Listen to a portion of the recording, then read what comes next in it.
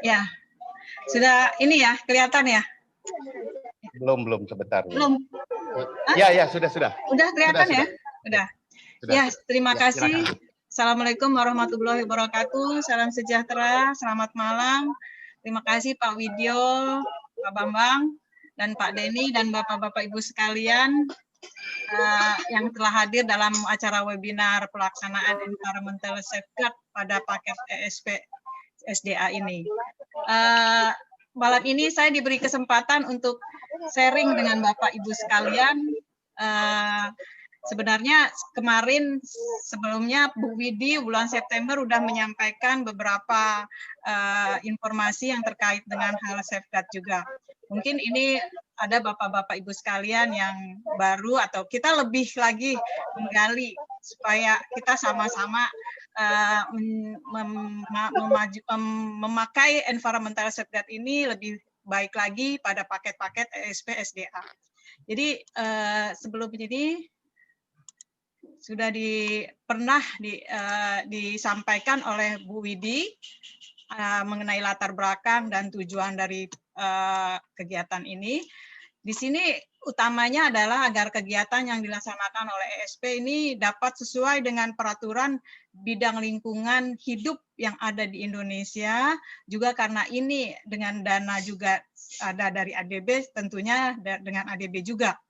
Juga sebagai instrumen nanti dalam monitoring kegiatan pengelolaan lingkungan, sehingga semua pihak dapat mengetahui apa kebutuhan yang ada di kegiatan kita ini. Juga menjadi arahan dalam perencanaan untuk ESP. Yang untuk kita ketahui bahwa di peraturan kita ada dikenal dengan apa sih AMDAL gitu kan. AMDAL itu analisa mengenai dampak lingkungan. Jadi kita kenal sebelum kita melaksanakan mau AMDAL atau mau apa, jadi kita ada penapisan. Ini ada diatur dalam peraturan kita yang kita punya. Dan maksudnya peraturan Indonesia. Jadi ada untuk screening ini dalam rangka untuk menentukan apakah nanti proyek kita perlu dokumen AMDAL, RKL-RPL, UKL-UPL, atau SPPL yang lebih ringkasnya. Jadi tata cara penapisan ini sebagai kita mengikuti Permen LHK nomor 38 tahun 2019. Jadi di sini terlihat bahwa bagan-bagan alir dalam menentukan dalam pelaksanaan penapisan atau screening. Mungkin nanti Bapak Ibu sekalian bisa lebih jelasnya melihat sendiri ini karena di sini waktunya agak terbatas. Jadi kita akan melanjut bahwa dokumen AMDAL itu apa sih pelaksanaannya. Nah, di sini setelah suatu hasil screening menentukan atau penapisan bahwa kegiatan itu memerlukan dokumen AMDAL, maka ada kegiatan pelingkupan yang disebut di dalam KA. Juga kegiatan AMDAL itu penyusunan dokumen. Di dalam dokumen AMDAL itu ada RKL-RPL. RKL itu rencana pengelolaan lingkungan. RPL itu rencana pemantauan lingkungan. Ya. Nah, jadi sebagai gambaran ini hasil penapisan AMDAL kepada pemrakarsa untuk mendapatkan izin lingkungan.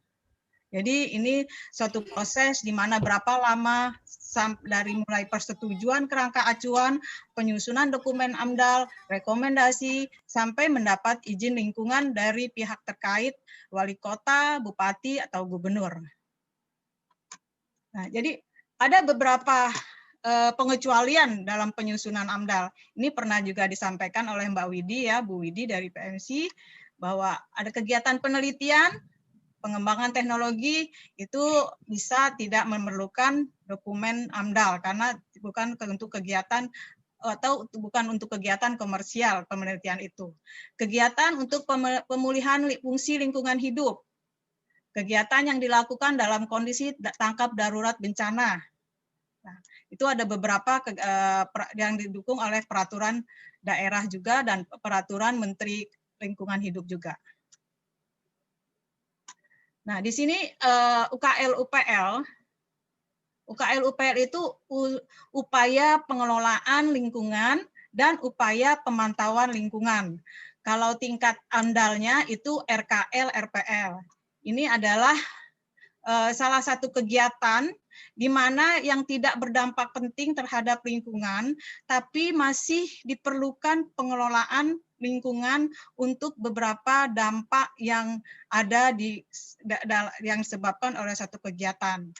Nah, penyusunan ini oleh Pemrakarsa dengan susunan yang ada di dalam pedoman seperti ada identitas Pemrakarsa, rencana usaha yang bagaimana, dampak lingkungannya juga disebutkan di situ. Nah, ini jika hasil penapisan itu ada disebutkan wajib UKL-UPL, sama juga dengan AMDAL, di situ juga perlu izin lingkungan. Jadi suatu kegiatan maupun AMDAL atau UKL-UPL atau DLH atau SPPL itu perlu izin lingkungan yang nanti diproses dulu bersama Dinas Lingkungan Daerah yang memberikan rekomendasi dan lalu dilanjutkan untuk proses izin lingkungan.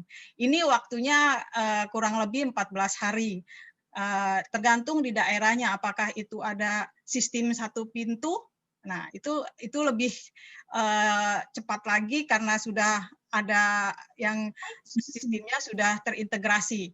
Nah, ini secara garis besar berdasarkan PP nomor 27 tahun 2012, proses perizinan AMDAL atau perizinan lingkungan, seperti saya sebutkan sebelumnya, ini adalah garis besarnya dan prosedurnya di mana semua dokumen kelengkapan dokumen AMDAL atau formulir UKL-UPR, dokumen pendirian usaha, profil usaha atau kegiatan itu dilengkapi, dimasukkan dalam proses permohonan izin lingkungan. Jadi walaupun ini berlaku untuk semua kegiatan private sector atau seperti SDA juga semua berlaku. Jadi semua kegiatan yang akan dilakukan oleh semua pemrakarsa itu diperlukan izin lingkungan. Nah, ini SPPL lagi. Apa sih SPPL? Tadi udah ada AMDAL, tadi ada UKL, UPL. Nah, SPPL ini adalah semacam surat kesanggupan dari penanggung jawab usaha atau pemrakarsa untuk melakukan pengelolaan atau pemantauan lingkungan hidup atas dampak lingkungan hidup dari suatu usaha, di mana dari hasil screening itu kegiatan itu tidak termasuk AMDAL, tidak termasuk UKL, UPL. Nah, semua ini mengacu kepada Permen LH nomor 16 tahun 2012. Nah, ini nanti untuk ADB-nya kita lihat berikutnya. Sementara ini kita dengan peraturan yang ada di negara kita. Nah, ini contoh-contoh surat pernyataan kesanggupan atau SPPL. Jadi di situ ada nomor surat, ada nama pemrakarsa, nama BADA, nomor telepon dan alamat sebagainya. Nah, di sini perlu ada tanda tangan pernyataan yang menyatakan bahwa kesanggupan untuk melaksanakan pengelolaan dan pemantauan lingkungan hidup. Nah, di sini juga disetujui oleh Kepala Dinas Lingkungan Hidup. Nah, bentuknya seperti ini, Bapak Ibu sekalian. Mungkin Bapak dan Ibu sekalian ada yang sudah familiar dengan bentuk SPPL ini.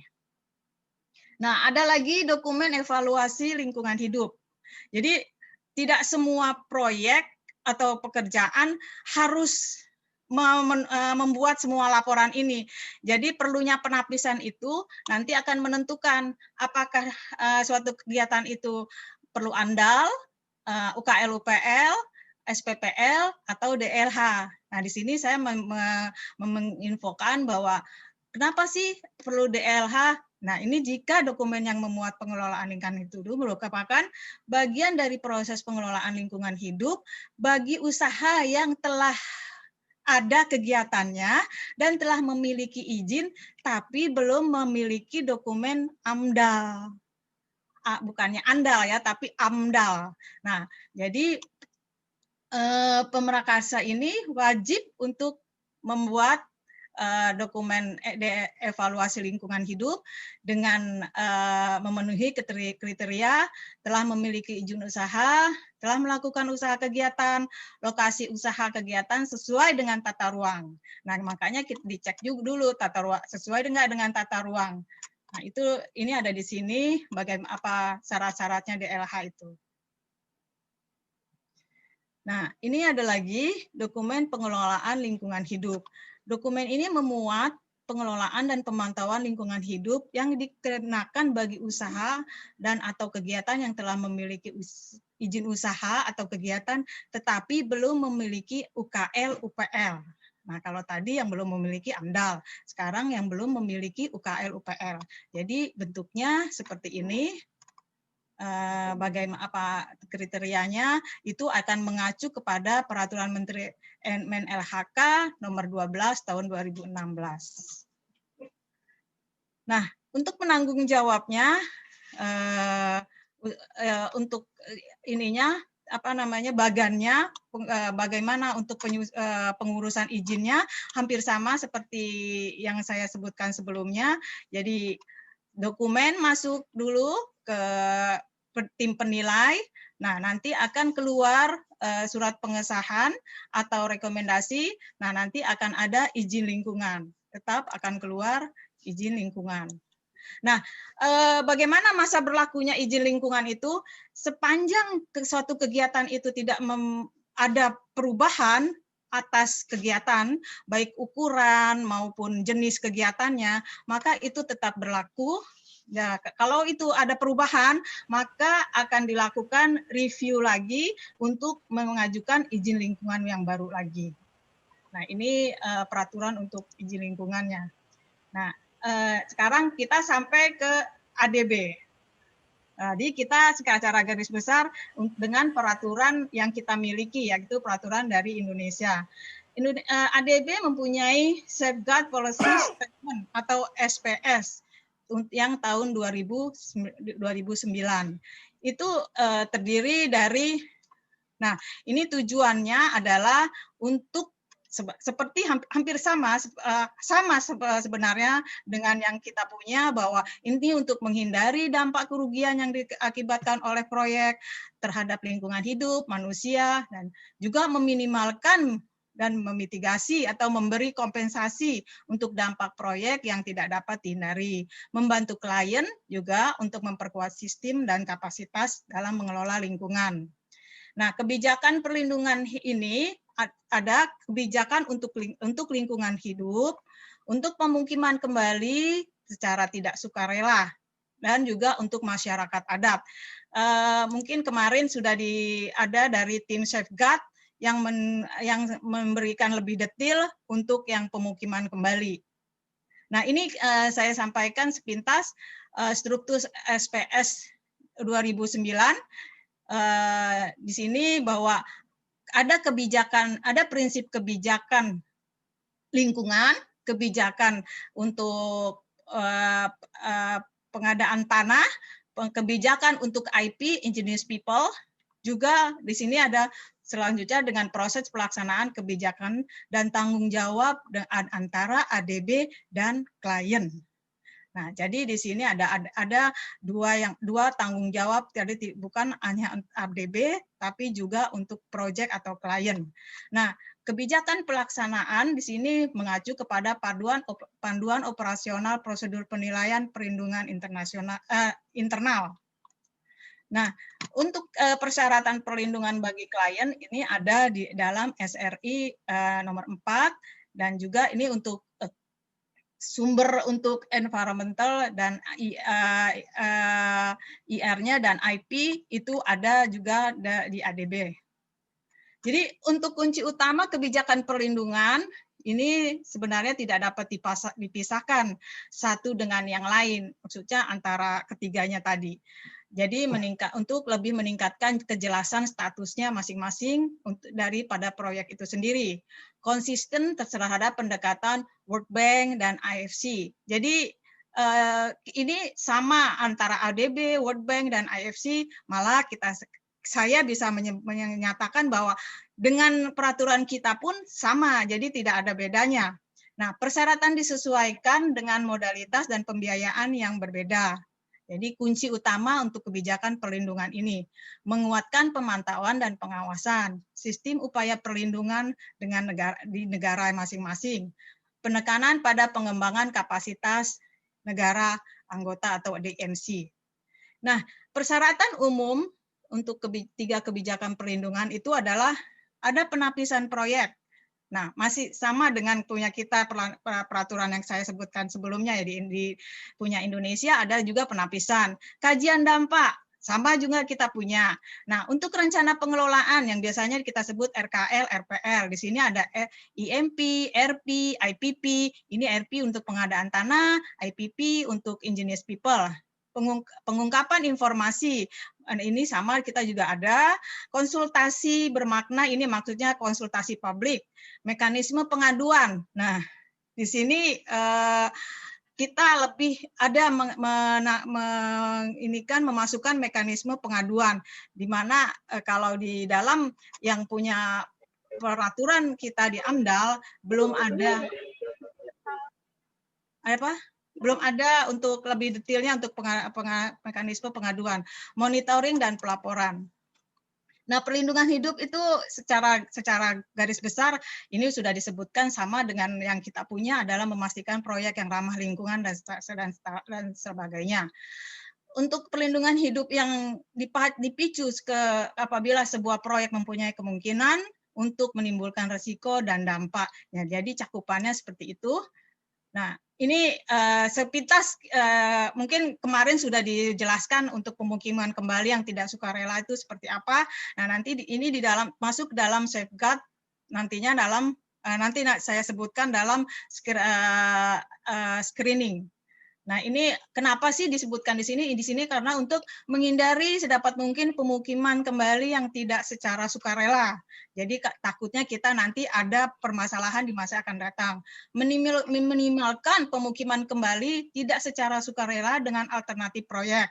Nah, mungkin bisa alternatif lain kalau untuk meminimalkan. Meningkatkan atau paling tidak memulihkan mata pencaharian penduduk yang dipindahkan dalam arti sebenarnya. Jadi proyek itu tidak memberikan dampak yang sangat signifikan terhadap mata pencaharian penduduk. Jadi diusahakan memulihkan mata pencaharian penduduk, meningkatkan standar kehidupan penduduk miskin yang dipindahkan dengan sendirinya dan kelompok rentan lainnya. Nah, cakupan dan pemicu atau trigger pemukiman kembali yang secara tidak sukarela nanti ada pemindahan secara fisik, pemindahan secara ekonomi, dampak yang bisa terjadi bisa secara keseluruhan atau parsial, permanen atau sementara. Nah, tadi udah pemindahan penduduk secara tidak sukarela. Nah, ini masyarakat adat yang tadi saya sebutkan atau indigenous people. Kenapa sih dimasukkan? Nah, ini tujuannya adalah untuk merancang dan melaksanakan proyek-proyek dengan cara sedemikian rupa mendorong penghargaan secara penuh terhadap identitas martabat, hak manusia, hak asasi manusia, sistem penghidupan dan keunikan budaya penduduk asli. Kita punya banyak penduduk asli di Indonesia. Jadi kita perlu bangga bahwa masyarakat adat kita sendiri dihargai di sini, diperhatikan, sehingga mendapatkan manfaat sosial dan ekonomi yang sesuai dengan secara budaya, tidak menanggung dampak merugikan yang diakibatkan oleh proyek, dapat berperan serta, nah ini yang penting, bisa dapat berperan serta secara aktif dalam proyek yang berdampak pada mereka. Jadi mereka tidak hanya bengong aja di daerah lokasi proyek, tapi mereka berperan serta. Nah, untuk cakupan dan pemicu trigger masyarakat adat, kita lihat ada kekhasannya, kita lihat ada kerentanannya. Nah, dampak terhadap masyarakat adat bisa positif, bisa negatif. Nah, nanti tergantung dari besaran proyek, teknologi proyek itu sendiri, lokasi proyek itu sendiri, dan kesignifikannya masyarakat adat yang ada di sana. Dan juga bisa berdampak langsung dan tidak langsung. Nah, untuk penapisan kategori proyek yang saya sebutkan tadi sebelumnya, ini hampir sama dengan yang kita punya. ini mengidentifikasi dampak risiko pada lingkungan, pemukiman kembali secara tidak sukarela, masyarakat adat, dan menentukan signifikannya. Kategorinya nanti akan kategori A, B, C, atau F1. Nah, proyek yang kompleks dan sensitif nanti akan dapat terkategori. Kategori proyek yang sedang berlangsung juga akan ada dimasukkan. Nah, bagian kita adalah, saya dan Pak Denny adalah untuk perlindungan lingkungan. Bapak-bapak dan Ibu sekalian mungkin kemarin malam sudah ada dengan untuk safeguard sosial. Nah, ini untuk safeguard environmental atau perlindungan sosial. Seperti saya sebutkan tadi, di sini safeguard lingkungan atau ini ada penapisan dan kategorisasi.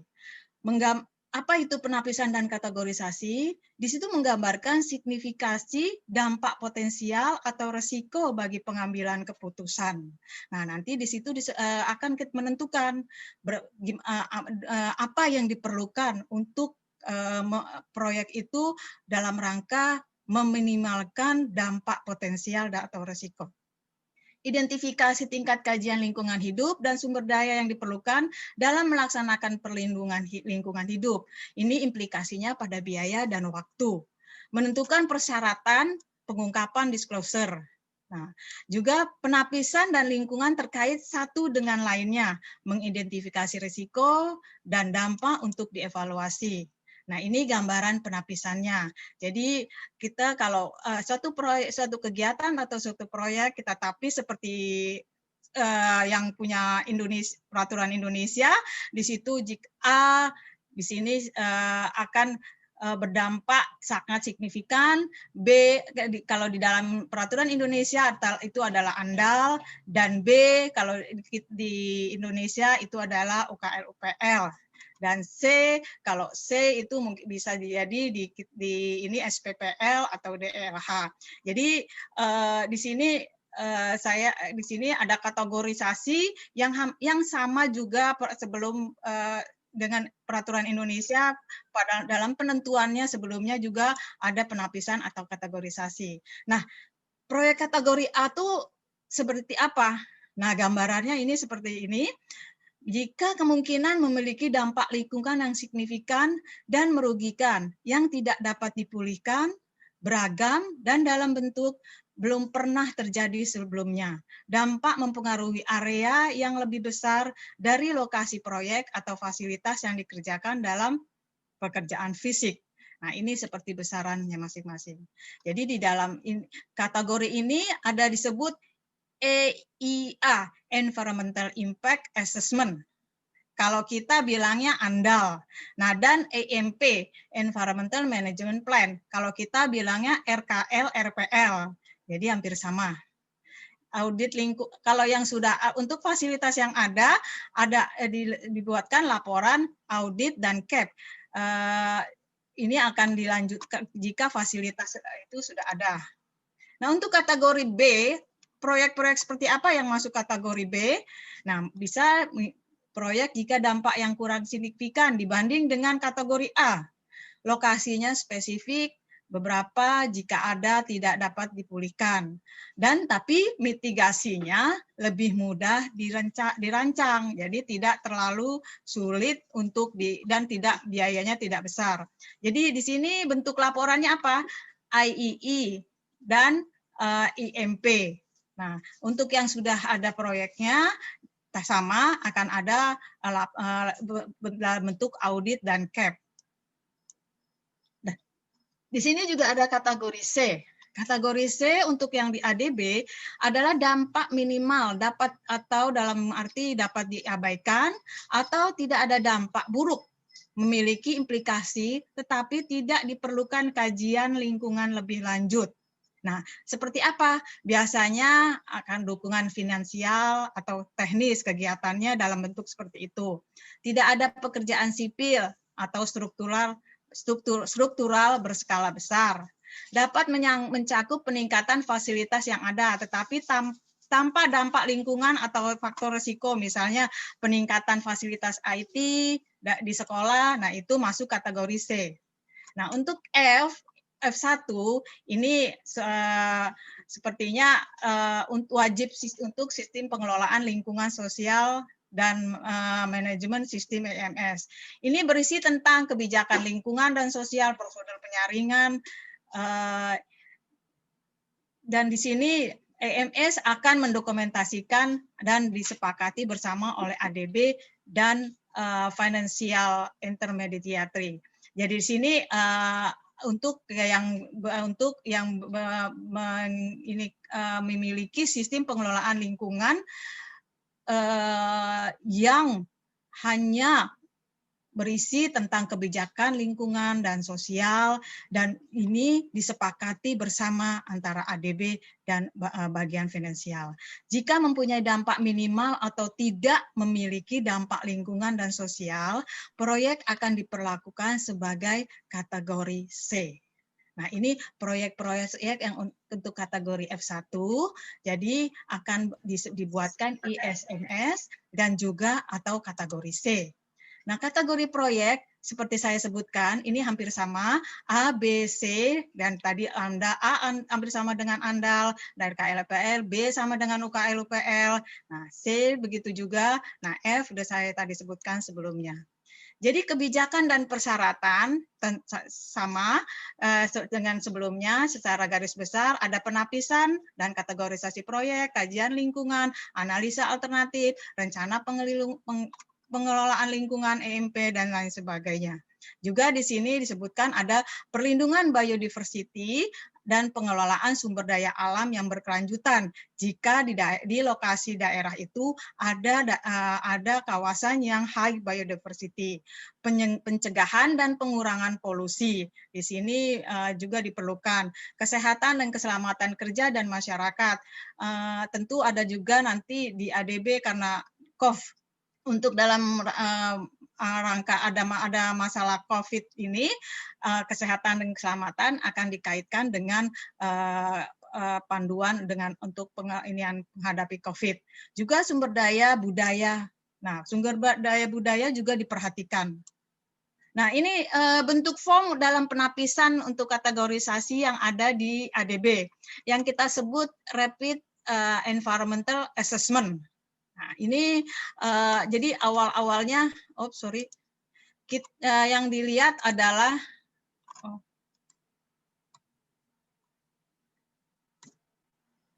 yang dilihat pertama adalah tapak proyek. Di situ biasanya kita berdasarkan screening berdasarkan peta yang dikeluarkan dari KLHK, berdasarkan peta untuk penentuan apakah di situ ada indigenous people atau high biodiversity. Nah, di situ ada lahan basah, kawasan lindung dan sebagainya. Nah, di sini diharapkan dalam melakukan screening ini dibantu oleh tim lingkungan, juga data yang akurat, maksudnya data sekunder kalau yang lebih mumpuni, sehingga dalam penentuan screening ini kita bisa tidak melenceng. Misalnya seharusnya dia III, tapi karena dia terlalu, oh ini mungkin masuklah ke kawasan lindung, nggak taunya jadi A. Nah, itu yang jadi nanti akan membuat signifikan terhadap kebutuhan biaya dan juga kebutuhan waktunya. Nah, ini untuk kita juga masuk di dalam itu penapisan untuk climate change. Nah, di sini ada pertanyaan-pertanyaan yang menyangkut untuk penapisan untuk climate. Di sini jelas bahwa kalau skornya 0, dia akan tidak mungkin. Kalau sangat mungkin, kalau dia punya skor 2, berarti penapisannya mempunyai dampak yang sangat tinggi terhadap climate change. Tadi kan saya diskusi sama kajian lingkungan ini diperlukan untuk proyek-proyek yang kategori A dan B. Jadi demikian, mungkin selanjutnya nanti kita akan berdiskusi. Nah, nanti ini di sini ada identifikasi alternatif untuk meminimalkan dampak. Nah, ini kenapa sih? Karena tadi disebutkan sebelumnya ada analisis alternatif. Di sini alternatif itu diperlukan adalah tampak proyek bagaimana, lokasi proyeknya seperti apa, desain proyeknya seperti apa, teknologi proyeknya seperti apa, apakah itu teknologi yang sangat memberikan dampak lingkungan yang sangat signifikan atau tidak. Nah, komponennya apa saja, apakah itu menyebabkan polusi dan sebagainya. Nah, ini analisis alternatif. Nah, rencana pengelolaan lingkungan hampir sama dengan RKL-EPL, di sini adalah disebutkan kalau di ADB namanya IMP. Nah, ini adalah alat untuk memfasilitas pelaksana proyek dalam pemantauan dan pelaporan. Jadi nanti dokumen ini akan dipakai sebagai alat dalam pengelolaan dan pemantauan lingkungan dalam masa persiapan ke proyek, pada masa konstruksi proyek, dan juga pada operasional proyek. Nah, ini bagian-bagian yang ada penting dalam IMP. Ada rencana pengelolaan atau mitigasi, rencana pemantauan, ada pengaturan pelaksanaan proyek, bagaimana, ada indikator kinerjanya juga. Nah, di sini ada apa sih tantangan yang harus diperhatikan dalam EMP. Nah, biasanya rencana mitigasi dan pemantauannya masih umum, karena bukan spesifik lokasi. Nah, itu tantangan bagi kita supaya jangan umum, karena kalau umum nanti pada waktu di lapangan nggak sesuai dengan kondisi lapangan. Nah, pemilihan indikator kinerja dan frekuensi pemantauan yang tidak tepat ini akan juga mengganggu, membuat biaya atau waktu yang tidak sesuai dengan harus pelaksanaan IMP itu sendiri. Nah, kapasitas environmental agency atau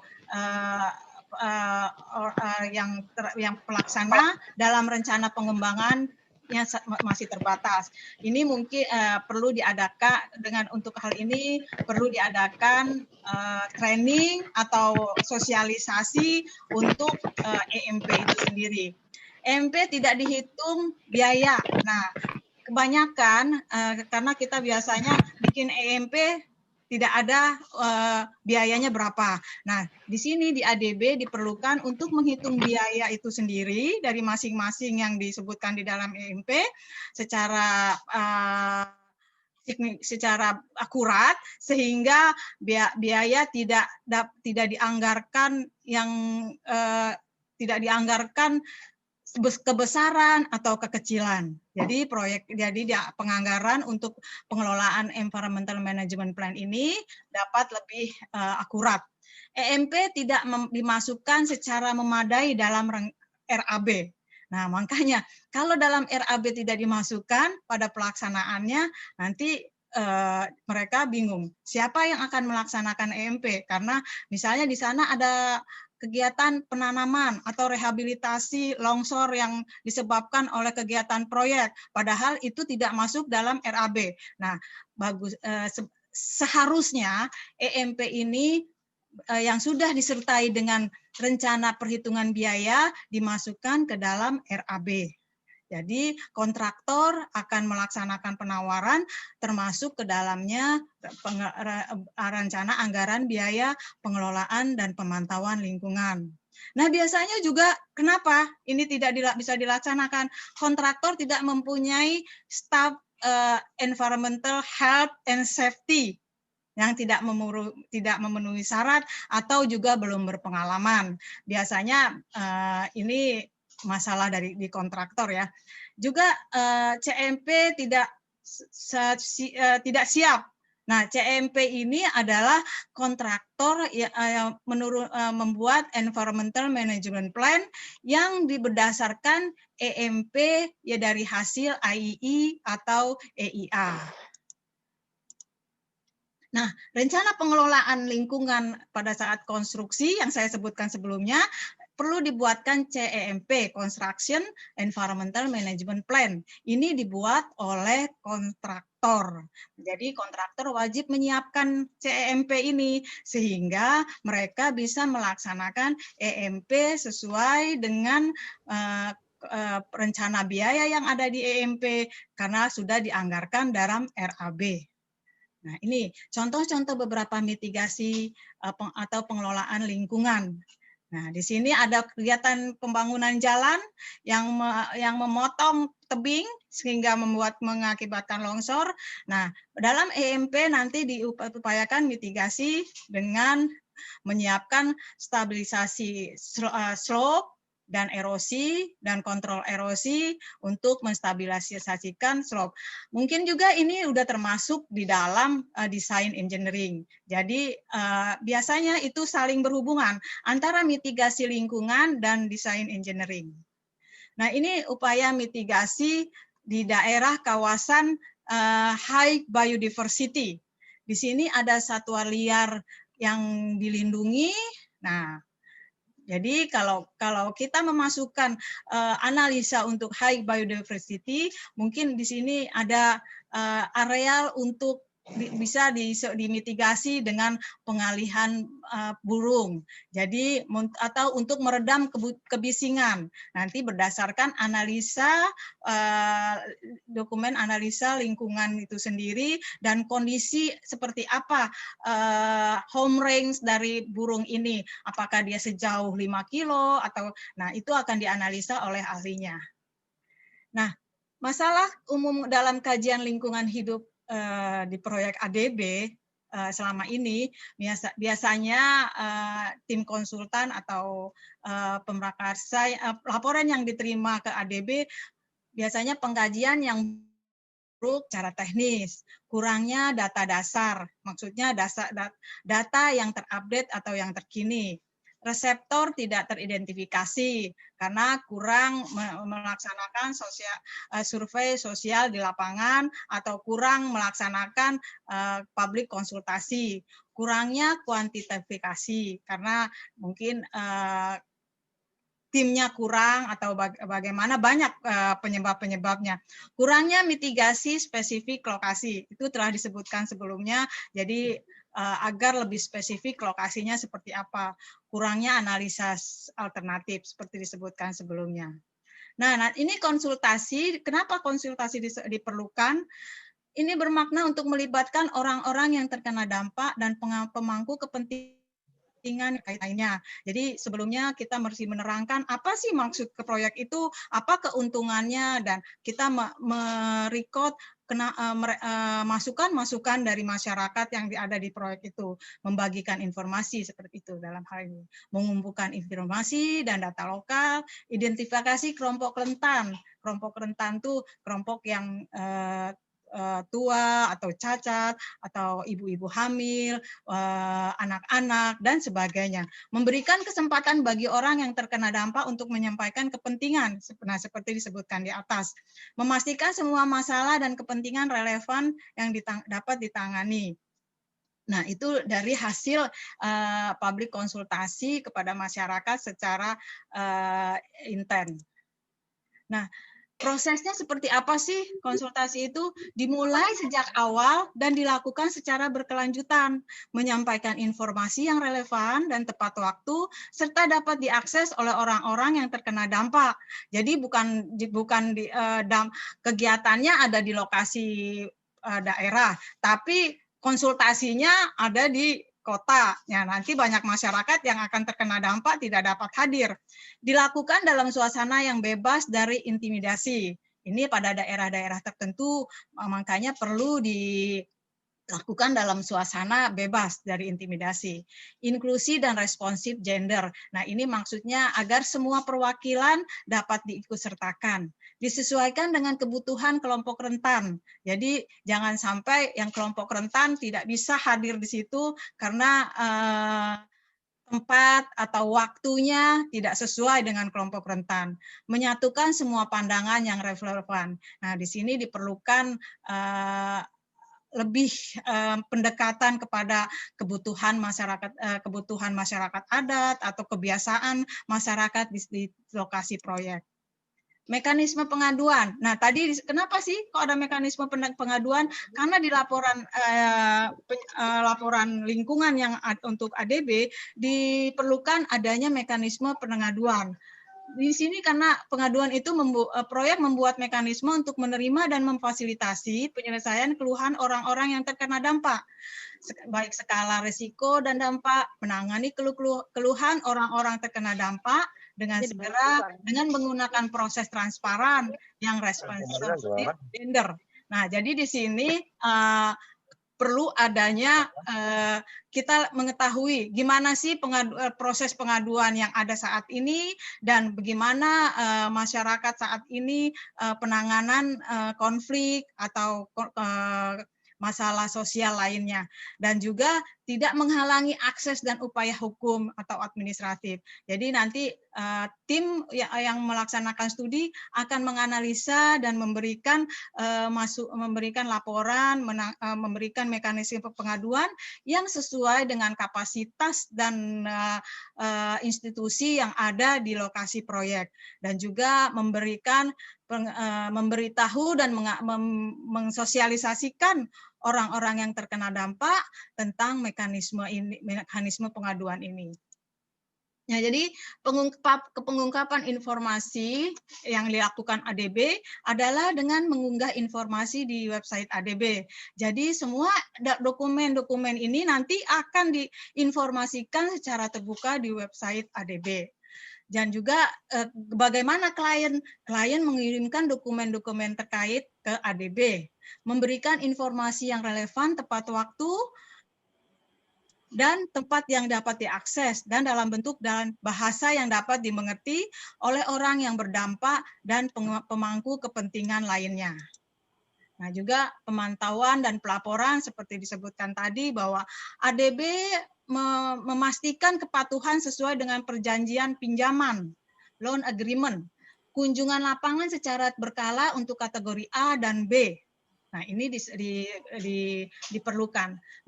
Mengungkapkan laporan pemantauan secara berkala. Jadi penyampaian laporan pemantauan secara berkala.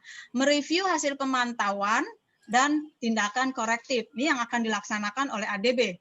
Memperbaiki ketidakpatuhan yang terjadi dengan klien. Pematuhan dan pelaporan dilanjutkan hingga pelaporan penyelesaian proyek, merefleksikan pembelajaran safeguard. Nah, nanti karena safeguard yang SPS ADB ini akan direview setiap 5 tahun sekali, apakah sesuai dengan kondisi yang ada dengan peraturan di negara Indonesia. Nah, klien bagaimana menerapkan langkah-langkah safeguard yang telah disepakati, seperti safeguard-nya telah disepakati, memenuhi peraturan Indonesia, memenuhi safeguard ADB, memantau kemajuan implementasi, mendokumentasikan hasil pemantauan, dan memverifikasi kepatuhan terhadap rencana pengelolaan lingkungan, menahan dari orang yang terkena dampak. Nah, inilah perlunya ada mekanisme penanganan keluhan, memperbarui dokumentasi safeguard jika ada dampak yang tidak terduga muncul selama implementasi. Nah, ini diperlukan jika ada dampak baru. Mengidentifikasi dan menerapkan tindakan korektif sesuai dengan kebutuhan. Jadi klien yang memberikan korektif yang sesuai dengan kebutuhan. Nah, ini perlindungan biodiversity dan pengelolaan sumber daya berkelanjutan. Ini akan disampaikan nanti pada EMP. Gunanya adalah menilai pentingnya dampak proyek pada keanekaragaman hayati dan sumber daya alam. Nah, bagaimana identifikasi langkah-langkahnya? Nah, menghindari, minimalkan, dan mengurangi dampak buruk, dan sebagai upaya terakhir mengusulkan tindakan kompensasi penggantian kerugian keanekaragaman hayati. Nah, itu akan berkoordinasi biasanya dengan pihak KLHK karena ini menyangkut keanekaragaman sumber hayati. Itu biasanya untuk proyek-proyek yang melewati daerah hutan lindung atau kawasan konservasi dan lainnya. Untuk mencapai keuntungan atau no net loss atau keuntungan dari keanekaragaman hayati yang terkena dampak.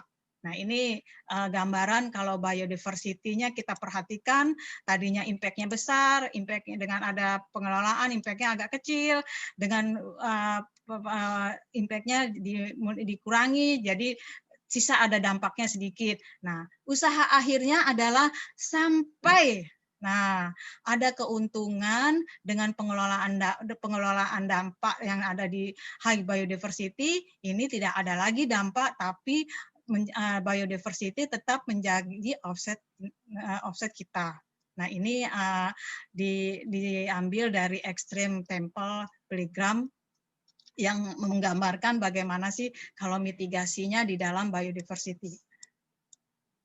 Pencegahan dan pengurangan polusi. Nah, ini dari GHG emission. Nah, ini mau apa sih? Nah, ini maksudnya emisi dan pelepasan pembuangan polutan. Kita lihat konservasi sebagai konservasi sumber daya. Nah, juga sebagai efisiensi energi, bahan dan zat bahaya yang beracun untuk dicegah. Nah, mengurangi penggunaan pestisida.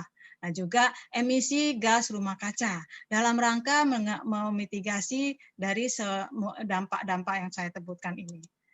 Nah, kesehatan dan keselamatan kerja dan masyarakat ini secara umum juga mempertimbangkan kesehatan masyarakat dan keselamatan pekerja dan masyarakat, juga langkah-langkah pencegahan kecelakaan seperti apa, mempertimbangkan adanya bahaya bencana alam, bahaya alam dan kecelakaan dari terhadap masyarakat, terhadap akses publik, dan menghindarkan dampak yang disebabkan oleh bahan-bahan peledak atau yang lainnya, menyiapkan rencana atau tanggap darurat dari bahaya-bahaya yang tidak terduga. Jadi ini sangat diperlukan untuk kesehatan dan keselamatan kerja dan masyarakat yang ada di setiap proyek. Nah, ini kenapa sih sumber daya budaya kita perhatikan? Nah, ini perlu karena dilakukan desain proyek sedapat mungkin menghindari kerusakan yang signifikan terhadap sumber budaya. Sumber budaya itu misalnya di situ ada Candi Borobudur. Nah, itu terlalu ini ya. Misalnya di situ ada makam sesepuh atau makam syekh yang dihormati oleh seluruh beberapa daerah. Nah, itu cagar budaya. Nah, jadi untuk ini ADB memperhatikan hal-hal sumber budaya ini agar tidak dirusak dan tidak diganggu, sehingga perlu dikaji lebih kompeten lagi. Nah, ini dokumen environmental safeguard atau lingkungan yang wajib disiapkan. Seperti disebutkan tadi, ada environmental assessment and review framework, screening, REA yang disebut REA, Rapid Environmental Assessment, dan IEE, EIA, IMP, CMP, ESMR, dan PCR. Ini akan di masing-masing telah saya sebutkan sebelumnya. Nah, ini gambaran dokumen IEE. Saya ini nanti mungkin Bapak-Bapak Ibu sekalian bisa lihat. Nah, untuk penyusunan construction ini adalah tanggung jawab dari kontraktor. Nah, tadi setelah saya sebutkan bahwa dokumen yang dipakai adalah dokumen IEE atau EIA. Nah, pekerjaannya hampir sama. Nah, ini ada dia memasukkan harga dan mengidentifikasi volume-volume masing pekerjaannya. Jadi secara bisa dikaitkan dengan nanti dalam RAB suatu pekerjaan untuk kontraktor. Nah, CMP outline-nya di sini ada. Bisa nanti kalau kontraktor untuk mau ini di CMP-nya di ADB ada petunjuk dan pedomannya. Nah, untuk proses kita lihat apa sih bedanya antara penapisan UKADB dengan yang punya Indonesia ANDAL atau UKL UPL. Nah, ternyata seperti saya sebutkan di atas bahwa tidak ada beda. Yang beda mungkin pada waktu penyaringan, karena waktu di penyaringan secara peraturan Indonesia atau yang kita punya kategori A AMDAL itu ada pertama-tama besaran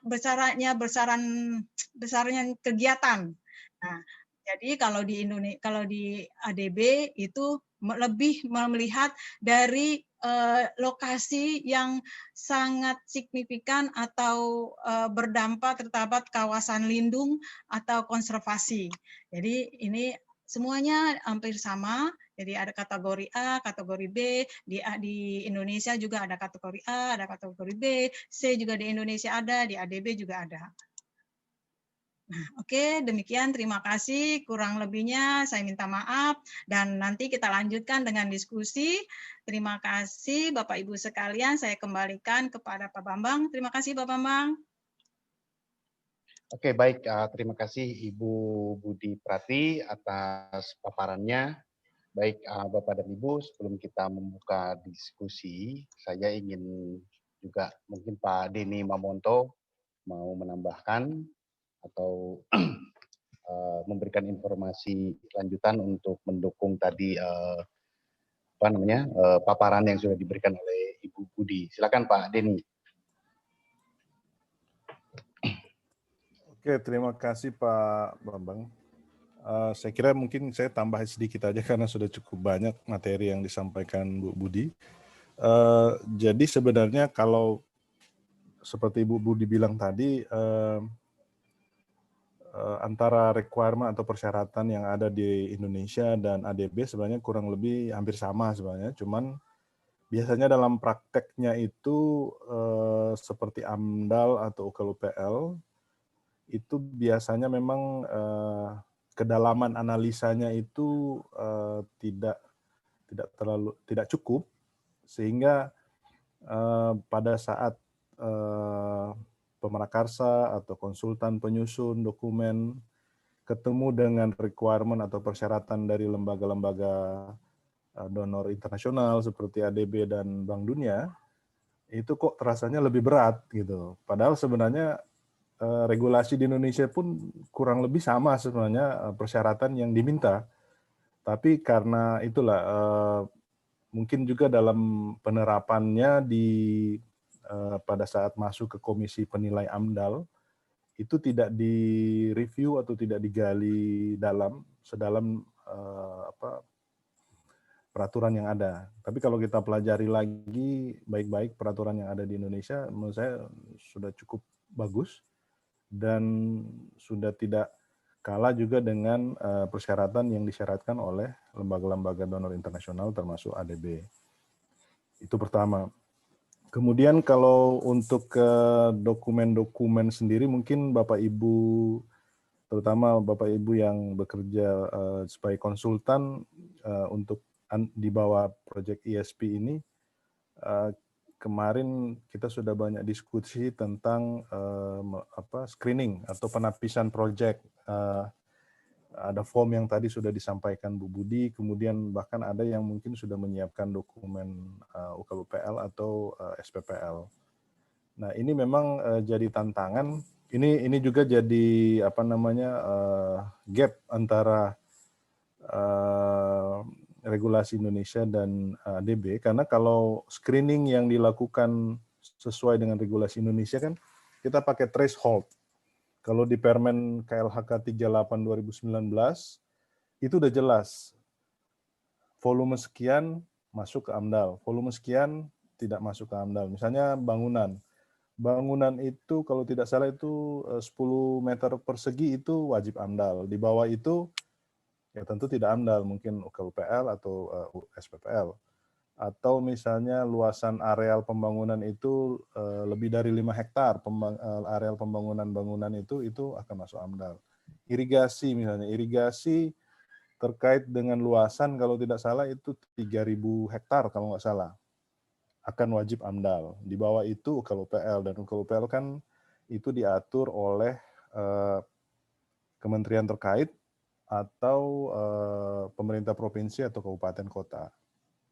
Sementara di ADB, penentuan atau pelaksanaan screening yang akan menentukan tadi dijelaskan Bu Budi tentang kategori A, kategori B, C, dan FI, itu murni justifikasi dari expert. Jadi kadang-kadang mungkin agak subjektif ya, tapi expert kalau dia lingkungan, orang lingkungan, dia akan menjustifikasi bahwa Project A ini berdasarkan Rapid Environmental Assessment ini, dia masuk kategori A atau kategori B. Jadi lebih kepada justifikasi expert, bukan seperti regulasi Indonesia yang menggunakan threshold. Ada nilai-nilai volume, luasan, panjang, lebar, dan lain sebagainya. Itu kedua. Kemudian Yang berikutnya, kalau memang kegiatan-kegiatan ini akan didanai dengan pendanaan dari ADB, maka selain menyiapkan regulasi persyaratan yang diwajibkan oleh regulasi Indonesia, proyek-proyek ini juga wajib menyiapkan dokumen yang diwajibkan oleh ADB, sehingga karena memang model atau format laporan atau dokumen itu berbeda antara ADB dan Indonesia, walaupun isinya kurang lebih sama, otomatis ada 2 dokumen yang harus disiapkan. Dokumen yang akan dilaporkan ke pemerintah Indonesia maupun dokumen yang akan dilaporkan ke ADB. Ini memang jadi tantangan tersendiri, tapi kalau kita melakukan kajian dengan benar, menyusun dokumen dengan benar, tinggal format yang kita rubah mungkin isinya sama. Kemudian yang ke ADB tentunya ada plusnya, itu adalah harus bahasa Inggris, karena akan diupload di website ADB seperti tadi Bu Budi jelaskan. Saya kira mungkin itu terakhir terkait COVID, Pak. Kita juga ada beberapa hal yang di masa pandemi ini, ada beberapa hal yang diatur terkait dengan pelaksanaan safeguard. Misalnya ada konsultasi publik, kemudian kunjungan lapangan itu dibatasi, dan ada beberapa alternatif rekomendasi yang bisa dilakukan, misalnya kayak ini bisa pakai Zoom, atau kami pernah melakukan beberapa kali kunjungan lapangan virtual, jadi ada orang di lapangan yang on kamera handphonenya, terus dia keliling di lokasi proyek dan lain sebagainya. Tapi kembali lagi tergantung luasan proyek. Kalau dia proyeknya luas, mungkin agak sulit kita lakukan seperti itu. Jadi ada prosedur-prosedur yang harus dijalani selama masa pandemi ini, termasuk jika konstruksi fisik tetap berjalan, maka rencana health and safety atau K3, kesehatan dan keselamatan kerja itu wajib menambahkan atau melakukan prosedur COVID. Jadi pengecekan suhu, kemudian pakai masker, jaga jarak dan lain sebagainya, cuci tangan dan lain sebagainya. Walaupun dari beberapa proyek yang masih berjalan sekarang, ini agak sulit karena para pekerja merasa keberatan harus pakai masker selama 8 jam kerja dan lain sebagainya. Tapi ini tantangan kita semua yang harus kita hadapi, saya kira. Saya kira itu Pak Bambang, mungkin sudah banyak waktu terpakai. Kita silakan diskusi, kita coba jawab sekarang. Terima kasih. Oke, terima kasih Pak Denny. Baik Bapak dan Ibu, seperti yang saya harapkan tadi, kita akan berdiskusi. Jadi mudah-mudahan juga Bapak dan Ibu bisa aktif untuk bertanya seputar pengalaman di lapangan atau seputar proses pembuatan atau kegiatan environmental safeguard ini. Ini memang tadi ada satu pertanyaan di awal dari Pak Krisnen Purba, itu bertanya tentang kalau di Sadang itu pemerakarsanya siapa.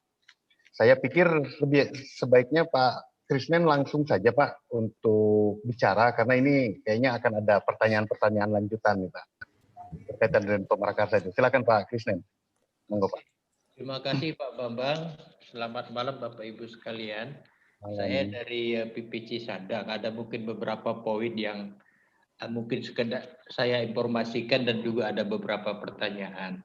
Untuk Sadang ini Ibu Budi ya, itu kita sudah lakukan penapisan ya, karena ini memang proyeknya dibangun waktu zaman Belanda. Ya, tahun sebelum kita merdeka itu sudah dibangun. Tetapi sampai dokumen lingkungan belum rasanya belum pernah diterbitkan, sehingga kemarin kita adakan penapisan ini bekerja sama dengan lingkungan hidup. Mungkin nanti kalau kurang Ibu Wahida bisa tambahkan, baik di tingkat provinsi Sulawesi Selatan maupun tingkat nasional, kita sudah ada kesepakatan untuk melakukan DELH, dokumen evaluasi lingkungan hidup. Itu yang kategori dari penapisan kita ya. Karena areal kita juga 62.000 hektar dan itu kita modernisasi dengan berbagai tapak kegiatan di sana. Mungkin tadi Pak Bambang sudah tadi dengan chat saya sudah sampaikan. Nah, karena ini kewenangan pusat, nah sementara lokasinya di 3 kabupaten di Sulawesi Selatan. Nah, ini yang menjadi pemerakarsanya secara aktualnya itu apakah tetap Direktur Irigasi dan Rawa Jakarta atau ke Balai? Ya, jadi mungkin yang perlu kita jelaskan ya. Saya ingin kejelasan dari kita. Nah, untuk kegiatan ini kan kita lakukan kerjasama dengan subkonsultan untuk Sadang. Nah, itu sekarang ini mereka sudah sampai kepada tahap draft report. Nah, draft laporan DLH ini tadi juga sudah disinggung apakah ini perlu kita masukkan di website ADB atau bagaimana mulai draft ini. Karena tadi Ibu sampaikan keterbukaan informasi. Tentunya draft laporan itu ya kalau memang kita ke sana gitu loh. Nah, demikian juga mengenai ada public consultation meeting. Tadi Pak Dedi juga udah singgung bahwa kita agak sulit untuk melakukan pertemuan secara offline ya, karena memang keterbatasan dengan COVID. Nah, itu informasi dari konsultannya mereka hanya mengadakan dengan Zoom. Nah, tapi dapat kita bayangkan kalau untuk tapak proyek 62.000 hektar itu affected people-nya itu sangat besar. Nah, itu bagaimana kita bisa menyampaikan informasi ini kepada seluruh masyarakat yang ada di sana. Nah, sehingga kemarin teman-teman konsultan memang melakukan Zoom, ya, tapi ya pastilah personilnya terbatas ya, karena memang fasilitas prasarana di masyarakat juga untuk Zoom juga kan terbatas, Pak. Kalau kita yang di kantor mungkin ya rata-rata kita sudah bisa punya HP Android, kita bisa Zoom, tapi untuk masyarakat di lapangan itu kan tidak seperti itu. Nah, terus yang berikutnya juga apakah dengan selesainya draft report ini yang kami kirim ke ADB, dan nanti untuk pembahasannya apakah juga dari pihak ADB maupun PPK lah, mungkin PPK juga ada ikut di sini, apakah harus bersama-sama kita membahasnya, apakah bisa juga via Zoom gitu. Mungkin itu beberapa poin, karena kami nggak mau nanti kami salah langkah gitu loh, akhirnya akan nggak bagus juga untuk semua gitu. Jadi sekarang dokumen draftnya sudah selesai, surat pengantar dari Direktur Irigasi dan Rawa ke Lingkungan Hidup Provinsi, pemberitahuan untuk pembahasan itu sudah keluar. Nah, apakah ini kita tidak lanjuti bagaimana? Mungkin itu Ibu Budi ya sama Pak Denny Pomoto. Terima kasih. Oke, silakan. Mau Ibu Budi dulu atau Pak Denny dulu yang mau menanggapinya? Ya, mungkin saya coba jawab dulu, nanti Bu Budi tambahin. Terima kasih Pak Krisnen Purba. Krisnan Purba ya. Ya, memang menarik ini. Ada banyak kegiatan konstruksi yang ada di Indonesia ini sudah jalan, bahkan sudah jadi, tapi belum ada dokumen lingkungan. Nah, mungkin ini salah satunya yang di Sadang juga ini. Dan makanya tadi Bu Budi jelaskan tentang ada DELH sama DPLH. Bapak udah tahu mungkin karena udah bekerja juga dengan dokumen-dokumen itu. Dan kalau ditanyakan tentang apa ini draftnya perlu dikirim ke ADB atau tidak, ini sebenarnya dokumen DLH itu kan adalah ranahnya pemerintah Indonesia. Jika proyek ini akan didanai oleh ADB, maka dokumen yang harus disiapkan adalah IEE atau AIA. IEE itu kurang lebih setingkat dengan UKUPL, AIA itu setingkat dengan AMDAL. Jadi kalau dia DELH, bisa AMDAL, bisa EIA, bisa IEE juga. Itu nanti kita lihat proyeknya seperti apa. Tapi sebenarnya untuk mereview ini sebenarnya ranahnya di pemerintah Indonesia karena dokumen DLH itu sesuai regulasi pemerintah Indonesia. Kemudian untuk konsultasi publik memang ini jadi tantangan di beberapa proyek yang sedang berjalan juga yang didanai ADB sekarang. Ini salah satu tantangan di beberapa lokasi, ada misalnya di Palu itu ada pembangunan tanggul pantai sepanjang 7 km kalau nggak salah ya. Tapi ini sudah konstruksi. Terus ada proyek untuk air bersih, ini juga terkendala dengan konsultasi publik. Untuk meninjau atau melokasi, kita pakai drone, tapi kan drone juga terbatas, Pak. Tidak seperti kita datang langsung, kita bisa lihat kondisi, kita bisa merasakan juga misalnya ketemu dengan masyarakat dan lain sebagainya. Jadi ini menjadi tantangan, kita sedapat mungkin menggunakan fasilitas teknologi untuk mendapatkan informasi, data sebanyak mungkin, karena kita tidak bisa ke lapangan. Tapi kita juga melakukan, kalau memang sama sekali harus ke lapangan karena ada yang urgent harus dilihat, walaupun dengan prosedur yang sangat ketat, itu tetap kita lakukan. Tapi kalau untuk konsultasi publik, pertemuan dengan masyarakat, apalagi dalam skala besar, itu sama sekali kita tidak anjurkan. Belum dianjurkan untuk sekarang ini, kecuali mungkin dalam kelompok-kelompok kecil, itu pun dengan protokol COVID, jaga jarak, masker, dan lain sebagainya. Itu jadi tantangan bersama, Pak. Jadi ADB pun sekarang memang lagi mencari, lagi berdiskusi tentang bagaimana mengantisipasi hal ini, terutama untuk konsultasi publik, karena ini kan menjadi satu prasyarat yang wajib kita lakukan untuk, apalagi proyek-proyek yang lagi persiapan, yang baru memulai. Ini perlu wajib untuk dilakukan konsultasi publik.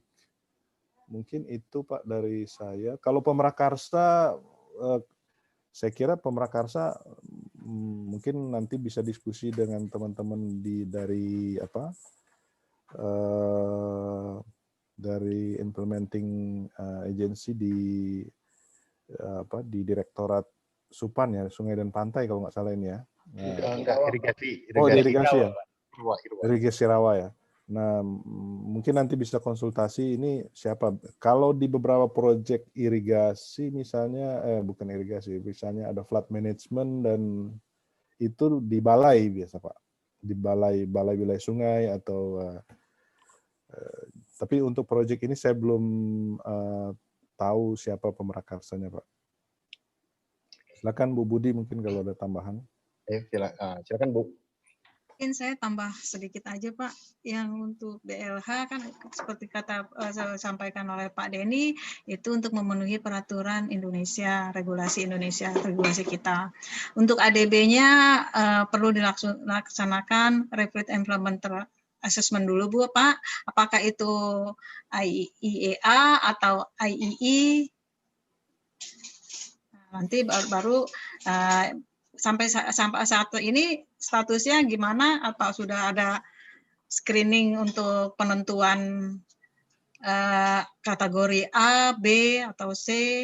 Nah, itu mungkin Pak perlu saya untuk menyampaikan tambahan aja, karena Bapak tadi menyampaikan sudah ada draft DLH. Ya, itu aja, Pak. Ya, baik. Terima kasih. Mungkin Ibu Wahidah bisa tambahkan, Ibu Wahidah, environmental. Ya, silakan Bu Wahidah untuk biar malam. Sebenarnya kemarin itu saya agak protes juga jadwalnya ini kok malam ya, sampai Bambang kemarin. Tapi nggak apa-apa. Kalau kemarin kalau saya nggak salah saya sudah buat kategorisasi dan screening, udah dikirim ke Bu Prati ya via email. Halo Bu Prati. Ya, Bu Budi. Iya. Prati ya, nggak salah ya. Sorry Bu. Terus yang masalah Pak Krisnan tadi saya tambahkan mungkin terkait siapa Pemrakarsa ya. Pemrakarsa di kita itu sebenarnya memang tadinya BBWS, tapi berhubung karena BBWS tidak bisa mempertanggungjawabkan keuangannya karena keuangannya ada di Jakarta, akhirnya ditunjuklah Direktur Irigasi dan Rawa sebagai Pemrakarsa. Untuk selanjutnya bila proses proses dokumen DLH ini selesai, izin lingkungannya nanti akan diserah terimakan ke BBWS. Begitu Pak, karena itu begitu Bu dan Pak, karena itu dibolehkan oleh Kementerian Lingkungan Hidup dan Dinas Lingkungan Hidup setempat, provinsi dalam hal ini. Jadi itu mungkin seperti itu. Kalau yang itu cuman ada yang semua tanyakan mungkin Bu, masalah kalau di Sadang itu sebenarnya ada penambahan lokasi untuk pembuatan apa ya, yang kurang lebih 70 hektar ya, 70 hektar ini 20 hektar milik BBWS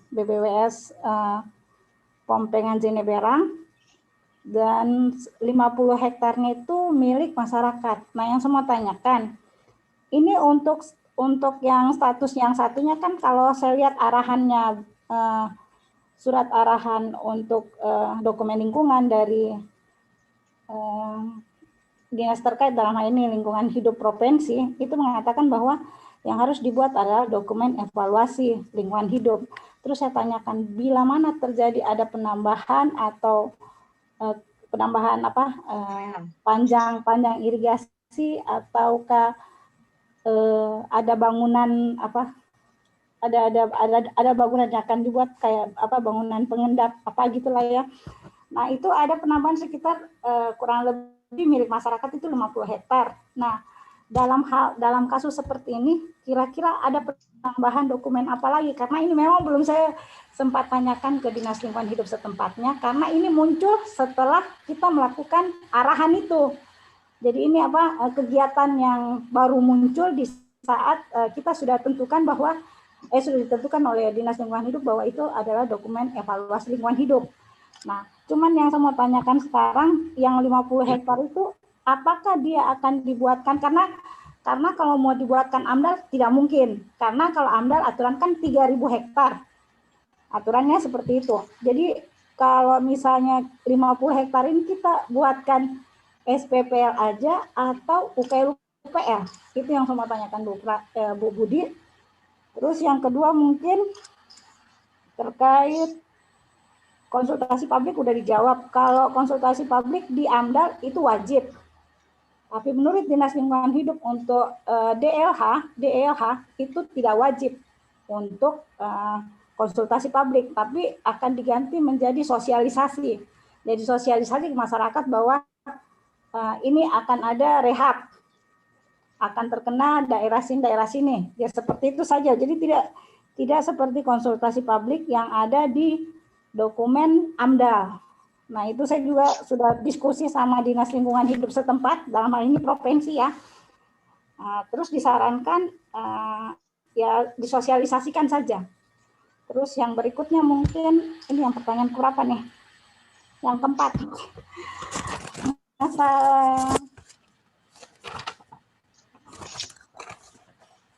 Yang pernah saya bicarakan sama Pak Dani Pomanto terkait mekanisme pengaduan.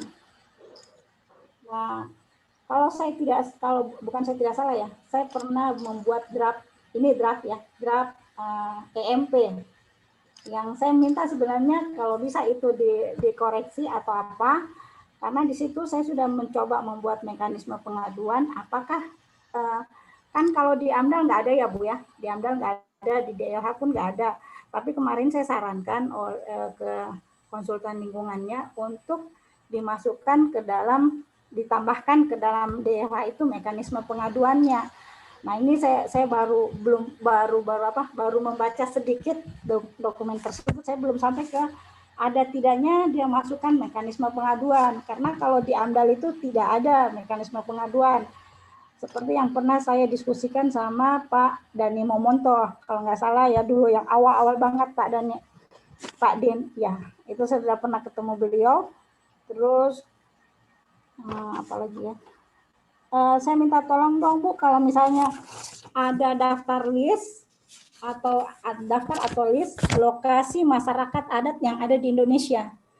Karena ini kan karena kalau di daerah Sadang sebenarnya setahu saya dan pengalaman saya juga konsultasi sama masyarakat itu nggak ada masyarakat adat di sana. Tapi mungkin lebih bagusnya kalau misalnya list lokasi masyarakat adat itu bisa di-share ke kami juga, gitu mungkin. Terus banyak banget ya. Kayaknya cukup itu aja dulu deh Bu. Nggak apa-apa Bu, biar terjawabkan. Saya kira itu aja dulu Bu yang saya mau tanya. Silakan Pak Denny dulu, silakan. Oke, Silakan, saya Pak. coba jawab dari Bu Wahidah ya. Penambahan lokasi yang 70 hektar, ini 20 hektar milik BWS, 50 hektar milik masyarakat, BBWS. BBWS. Ya. Di regulasi Indonesia kan sebenarnya ada untuk perubahan kegiatan kalau nggak salah itu di Permen KLHK 23 2018 itu terkait dengan perubahan izin lingkungan. Tapi saya nggak tahu apa kegiatan existingnya ini sudah ada izin lingkungan atau belum. Tapi kalau sudah ada dokumen lingkungan dan izin lingkungan, dia mengacu ke Permen KLHK 23 2018 untuk kegiatan-kegiatan yang non OSS. Jadi di situ ada jelas kalau nggak salah ya, saya lupa ingat juga, kalau nggak salah kalau dia hanya merubah pemrakarsa misalnya atau kepemilikan, itu tidak perlu merubah dokumen. Maksudnya tidak perlu melakukan kajian baru, tapi hanya mengubah administrasi saja. Iya, betul. Tapi kalau ada penambahan areal, itu juga dilihat apakah itu punya dampak signifikan atau tidak. Atau ada penambahan bangunan atau penambahan teknologi baru yang ditambahkan selain yang sudah ada di existing atau tidak. Nah, ya, penambahan ini perlu diidentifikasi apakah ini berdampak terhadap lingkungan atau tidak. Nah, situ di Permen itu jelas ada kriterianya mana yang harus dilakukan kajian baru, mana yang kalau dia levelnya AMDAL bisa dilakukan adendum, tapi kalau UKL-UPL itu harus UKL-UPL baru, karena tidak ada adendum UKL-UPL, tidak ada aturan tentang adendum UKL-UPL, tapi UKL-UPL baru.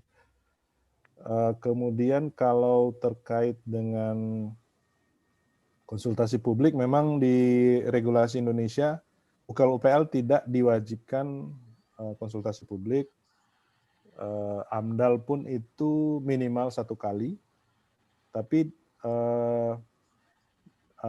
sebenarnya ada beberapa tahapan yang bisa dianggap sebagai konsultasi publik. Karena di awal kan dokumen pada saat kegiatan akan dilakukan, kegiatan studi AMDAL akan dilakukan, itu sudah harus diumumkan ke publik. Itu sebagai salah satu konsultasi juga gitu. Di samping konsultasi publik yang diwajibkan, yang harus mengundang orang, duduk membahas dokumen. Kemudian di dalam pembahasan di komisi-komisi AMDAL juga itu ada keterwakilan stakeholder dan masyarakat. Sebenarnya itu juga bagian dari konsultasi publik yang walaupun memang dalam prakteknya kita ketahui bersama masih banyak kendala sehingga banyak masyarakat yang mungkin komplain merasa tidak dikonsultasikan dengan mereka gitu. Itu saya bilang tadi di awal.